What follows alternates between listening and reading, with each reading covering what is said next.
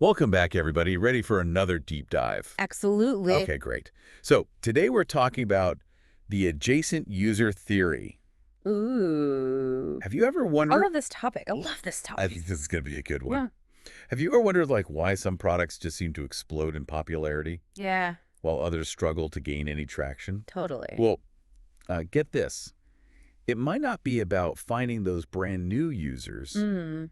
but about this hidden gold mine right Oh. there under our noses, the adjacent user. You know what's so fascinating about this? It's like Mm. companies will spend so much time and energy Yeah. trying to find that brand new user out there when there's this whole universe of Mhm. opportunity within their existing user base. It's just Yeah. ready to be. Okay, so let's break this down. Yeah. Our guide today is this awesome article by Bangaly Kaba. He's the man. Right. This guy was VP of Growth at Instagram and Instacart. Wow. So he knows a thing or two about growing products. Yeah. On Andrew Chen's blog, if you want to check it out later. Great blog. Yeah. So basically, the adjacent user theory says there are all these people out there Yeah. who know about your product.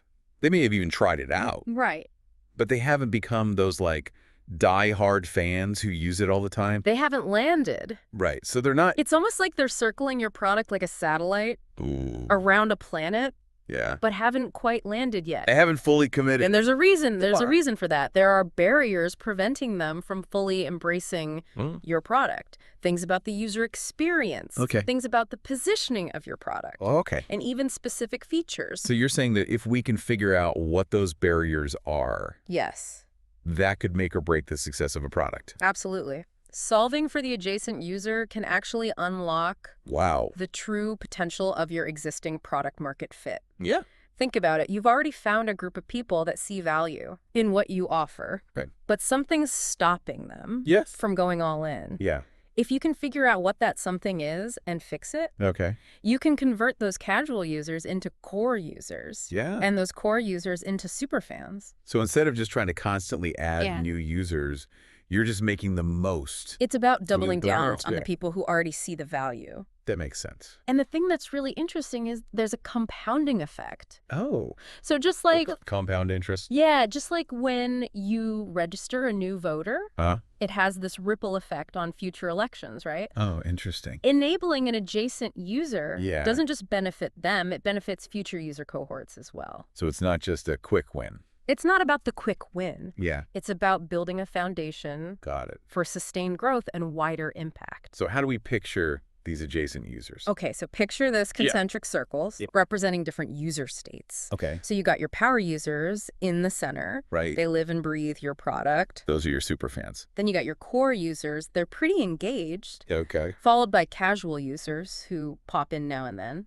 Casual. Then you got the ones who signed up. And then finally you have visitors who are just browsing. Okay, so it's kind of like, almost like rings on a tree. Growth rings on a tree. Representing. Each ring represents a different level of engagement. Okay, I like that. Now those adjacent users, Yeah. they're like satellites orbiting those circles, almost crossing that threshold to the next stage, but not quite getting there. So they're so close. So close. But something's holding them back. And our goal is to push the boundaries of those circles outward Okay. by converting those adjacent users into more engaged users. So instead of just adding new rings to the tree, Yes. you're making each existing ring bigger. Exactly. And the impact can be huge. Bangaly shares how even with 400 million users, Wow, that's a lot. Instagram was seeing its growth slow down. Really? Yeah. And it turned out their adjacent users were the people who weren't successfully building their follower base Okay. within the first week. So they signed up, they looked around, Yeah, they kind of kicked the tires. didn't get that initial traction to keep them coming back. Yeah, that makes sense. By figuring out how to help those users gain followers more quickly, they were able to get that growth engine going again. So even a giant Yeah. like Instagram can benefit. Everyone can benefit from this. Wow. Okay. It really shows the power of understanding Yeah. those specific barriers that are preventing your adjacent users from going all in. Yeah. I'm starting to see how valuable this is. Absolutely. And another great example is Slack. Yeah. So they think about adjacent users at each stage of the user journey, Okay. from signing up to becoming a casual user to a core user, and finally to a paying customer. Okay. They even found that users who were active 3 out of 7 days were right on the edge. Okay. With a 50-50 chance of either churning or becoming more engaged. So they're like at a crossroads. Yeah. And we need to figure out how to nudge them down the right path. That's a prime example of an adjacent user segment that's ripe for intervention. Okay, so I'm convinced, but I'm guessing it's not always easy to focus on the adjacent user. It's not. What are some of the things that trip companies up? Yeah, it's a great question. What are the obstacles? There are a few common obstacles. Okay. And understanding those is the first step to avoiding them. All right, bring on the obstacles. All right. So what should we be watching out for? So one of the biggest obstacles is what Bangaly calls the gravity of the power user. Okay. Product teams, especially if they're heavy users themselves, can easily fall into the trap of building for their own needs and not the needs of the adjacent user. So, like, they end up creating features that the power users love. Yes. But that might be confusing or irrelevant to someone who's just starting out. Exactly. And Andrew Chen mentions this in some of his writing on the topic, too. Okay. That, what the power users are clamoring for doesn't necessarily translate to wider user growth. It's funny how often that's the case, right? Yeah. Just because something appeals to your most dedicated users doesn't mean it's going to work for everyone. And another obstacle is the limitations of traditional user personas. Okay. I mean, they can be helpful, but they often end up describing current users, not those future users, represented by the adjacent users. So they're looking backward instead of forward. It's like trying to navigate a new city using an outdated map. Yeah, that's a good analogy. You're going to get lost. You're going to end up in the wrong spot. Yeah, exactly. And those personas, they also tend to be too static, too broad, and they don't really focus on the specific barriers that those adjacent users are facing. They're not dynamic enough. And the final obstacle is this tendency to chase home runs instead of hitting singles. Okay. Product teams will often prioritize these ambitious expansions into new markets, trying to hit those home runs, when they should be focusing on incrementally solving for the adjacent user. So they're going for the big splashy wins. Yes. Instead of laying the groundwork for sustainable growth. Singles, yeah. Okay, got it. And this can lead to neglecting that untapped potential within their existing user base. So how do we even know when the adjacent user is present? Yeah, that's a great question. How do we avoid falling into those traps? So the first thing to remember is that adjacent users won't magically convert themselves. Okay. Recognizing their presence and intentionally addressing their needs is crucial. And one of the key signals that adjacent users are struggling is what's called cohort decay. Cohort decay. I feel like I've heard that term before. Yeah. Remind me what that is exactly. It basically means that over time, metrics like your free to paid conversion rates tend to decline in newer cohorts of users. So like newer groups of users are less likely to convert than the older ones. Than those older ones. Interesting. And this suggests that those adjacent users who are part of those newer cohorts are having trouble moving to that next stage. Okay, so it's a warning sign that something isn't working quite right. It's like a canary in a coal mine. Okay. If those conversion rates start to dip, that's a sign that you need to pay attention to your adjacent users. Elena Verna. Who's she? Oh, she's been VP of Growth at both Miro and SurveyMonkey. Wow. She points out that new user acquisition channels, especially paid ones, are often a strong indicator of potential adjacent users securing the system. Because those new channels might be bringing in people who are different from. It might have different... Yeah, like your typical early adopters. Different needs, different expectations. Yeah. Less familiar with your product, less tech savvy. That makes sense. Fareed Mosavat also adds that declining free to paid conversion rates in SaaS companies are often a telltale sign of adjacent users who are on the edge of monetization. They're using the product, they see some value. They see the value, but they're not quite ready to commit. Right, they're not sold. So recognizing those signals is that first step. So we've spotted the signals. Right. We know they're out there. Okay. Now, how do we define and understand them? So the key here is to gain visibility. But don't get bogged down by seeking absolute clarity. Okay. It's more about developing hypotheses and then iteratively refining them. So we don't need to have the perfect picture. Before we start taking action. No. Start with a bottoms-up data analysis to identify those drop-off points in the user journey. Oh, interesting. Look for places where users are abandoning the sign-up process or not engaging with key features. Right. Those are your initial clues. Okay, so the data can point. And point us in the right direction. Yeah, it's just a starting point, though. Once you have those initial clues, you need to talk to real people who fit those hypothesized profiles. Recruit individuals. Get out of the spreadsheet. Yeah, get out of the data. Into the real world. This helps you validate your hypotheses, build empathy, understand the why behind their struggles. Yeah, because data can tell you what's happening. It can't always tell you why. But it can't tell you why. And that why is crucial. To figuring out what to do next. Absolutely.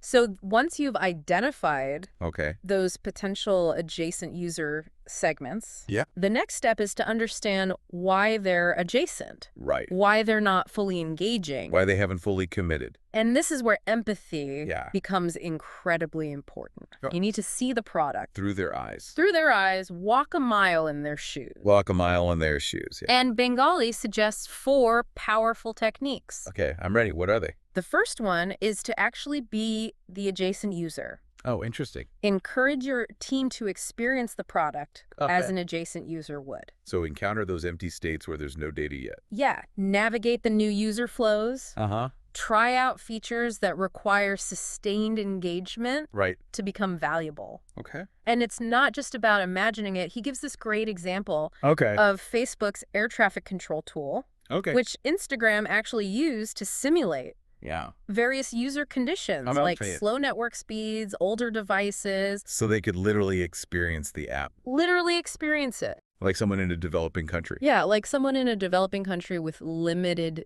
data access. Oh, wow, that's commitment. It is. Okay, what's the next one? All right, the second technique is to watch the adjacent user.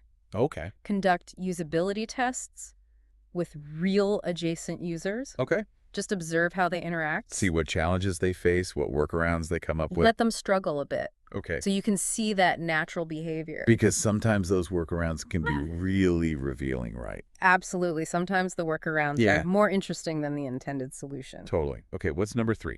Number 3 is to talk to the adjacent user. All right.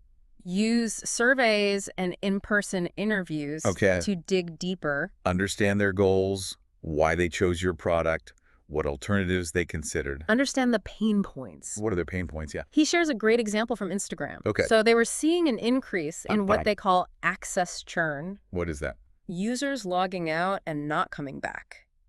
Interesting. And they decided to talk to these users. Okay. And what they discovered was that many of those users were intentionally logging out. Okay. Because they had prepaid phone plans and were worried about data usage. That makes sense. Or they were sharing their phone with family members and didn't want to leave their account logged in. So it wasn't that they didn't like Instagram. They had practical... They just had these practical reasons for logging out. Absolutely. They also found... That's fascinating. ...that a lot of these users were using fake email addresses. Really? When they signed up. Why? Because email just wasn't as common. Oh, interesting. In their cultures. Wow. So that's a huge insight. Yeah. That you could easily miss if you weren't talking to those users. Right. Okay. What's the last one? What's number 4?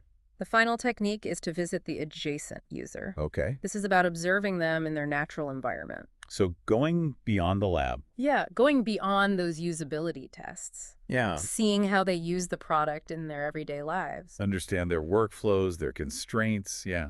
You might discover things you never would have anticipated. Give me an example. You might find that your B2B product, which you designed for individual use, is actually being used as a collaboration tool by teams. Oh, wow. These real-world insights can be so valuable. So those 4 techniques sound like a great way to really get a deep understanding of these adjacent users. Okay. But let's say we've done all that, and we've identified Right. several potential adjacent user segments. Okay. How do we choose which one to focus on first? That's a great question. It seems like you could get overwhelmed. It leads us to the concept of sequencing. Sequencing. Okay, I'm intrigued. Tell me more. So it's all about choosing the right order for addressing those different adjacent user segments. And that can be crucial for long-term success. So it's about being strategic. Yeah, you don't want to just pick the biggest segment or the one that seems easiest to tackle. Okay. Bangaly connects this to Jeffrey Moore's bowling alley strategy. I've heard of that. From Crossing the Chasm. Yeah. It's this idea that you target specific niches, knocking down those pins to unlock subsequent larger markets. Interesting analogy. So what are some of the key considerations for sequencing? Yeah. How do we decide which segment to go after first? One key consideration is to focus on just one or two attributes at a time. Okay. Don't try to target segments that differ from your existing users on too many attributes. Because that would be too much to tackle at once. Exactly. You're less likely to succeed. Makes sense. And you might just overwhelm yourself. Don't spread yourself too thin. Yeah. What else should we be thinking about? What else? The second consideration is alignment with your overall strategic direction. Okay. Make sure that the segment you choose aligns with your long-term goals Got it. for the product. Bangaly gives an example from Instagram where they discovered that a lot of users were creating multiple accounts. Oh. One public, one private. Okay. And they had to decide if supporting multiple accounts actually aligned with their overall strategy. So just because you discover an adjacent user segment doesn't mean you're obligated to cater to them. It's about making choices that move you towards your bigger vision. Got it. What's the next one? The third consideration is to solve in-house problems first. Okay.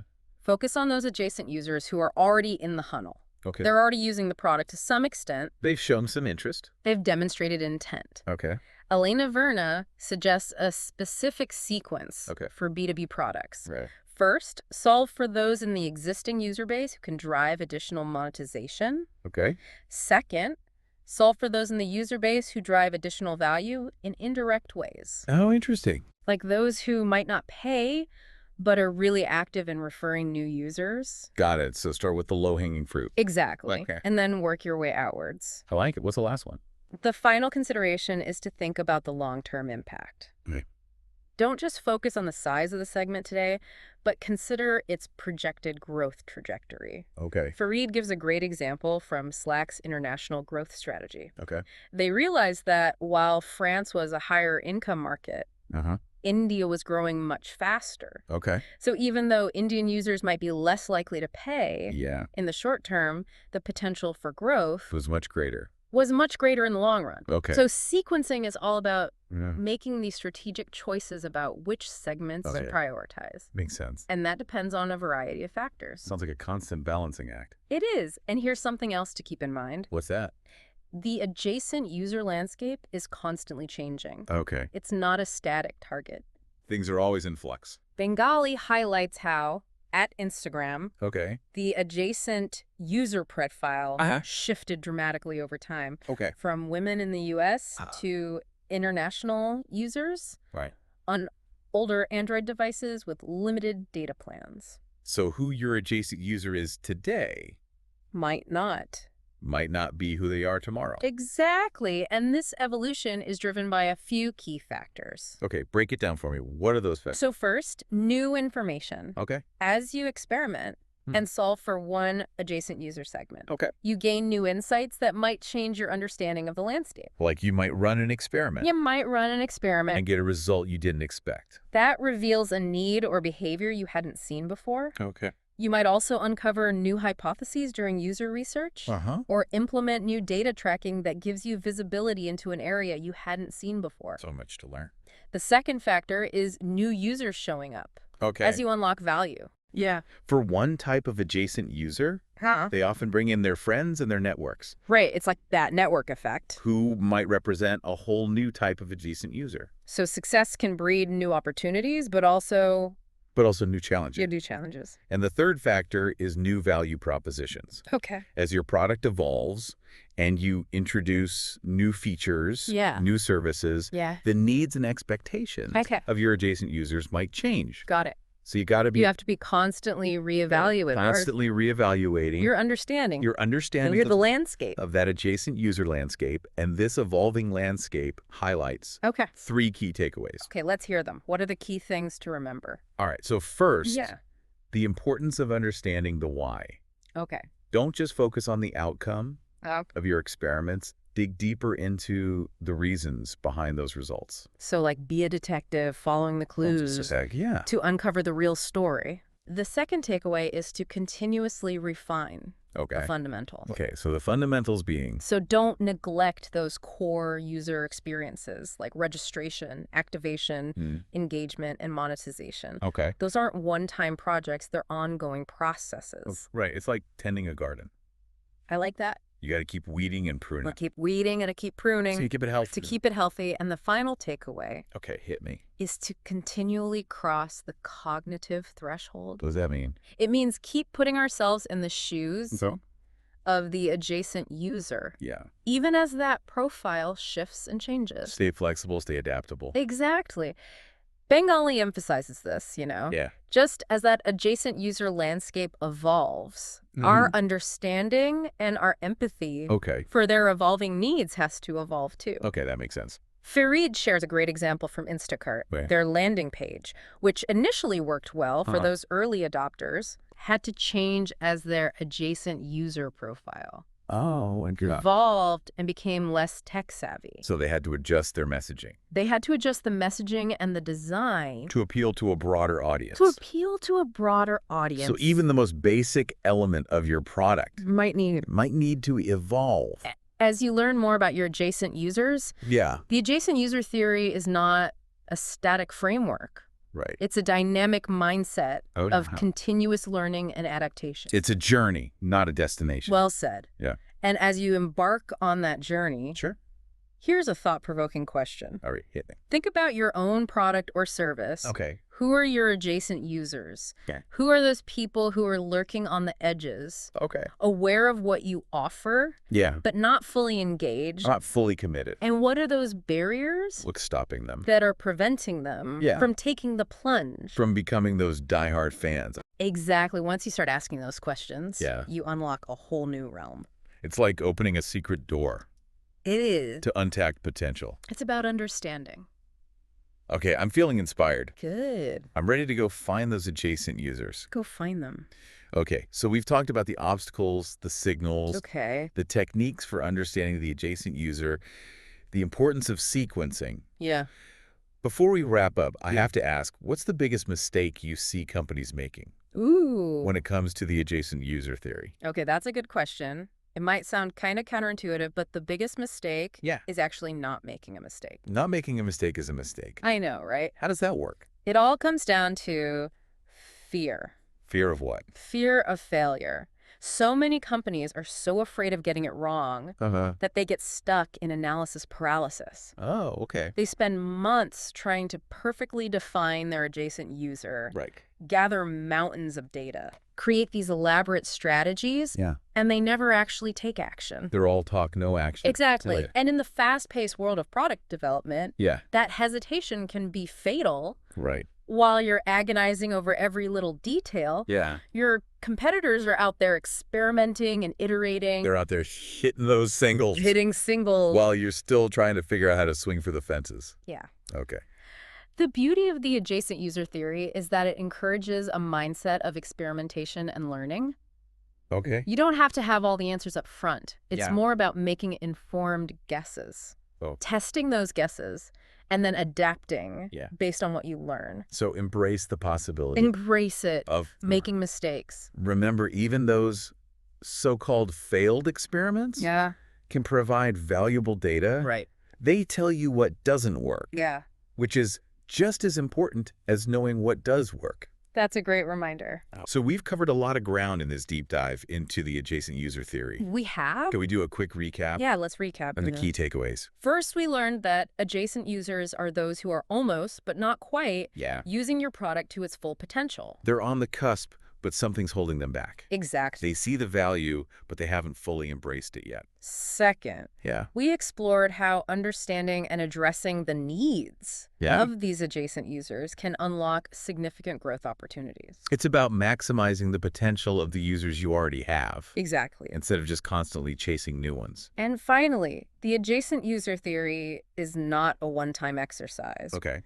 It's a mindset of continuous learning and adaptation. It's a journey, not a destination. Well said. Yeah. As you embark on that journey. Okay. Here's a final thought-provoking question. Hit me.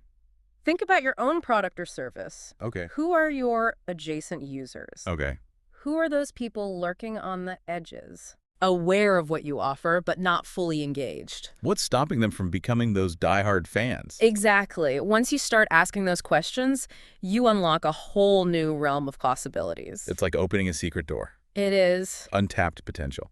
So to all our listeners out there, yes, I challenge you to embrace the adjacent user theory. Ditch the fear of failure. Ditch the fear of failure. Start experimenting. Get curious. Get curious about those users who are almost but not quite there. You might be surprised. You might be surprised by what you discover. The journey of understanding and serving your adjacent users is an ongoing one. Right. Stay curious. Stay adaptable. Never stop learning. Never stop. That's a wrap on another deep dive. Thanks for joining us.